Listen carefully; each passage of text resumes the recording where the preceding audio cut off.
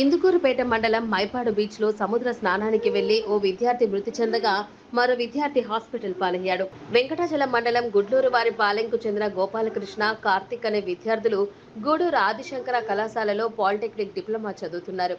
సరదాగా సముద్ర స్నానం చేసేందుకు వీరిద్దరూ మైపాడు బీచ్ కు వచ్చారు.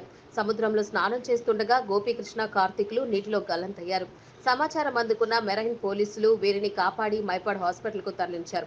అప్పటికే గోపీకృష్ణ మృతి చెందినట్లు వైద్యులు ప్రకటించగా తీవ్ర అస్వస్థతకు గురైన కార్తిక్ ను చికిత్స నిమిత్తం నెల్లూరు హాస్పిటల్ కు తరలించారు. ఇందుకూరుపేట పోలీసులు సంఘటనా స్థలానికి చేరుకొని విచారణ చేపట్టారు.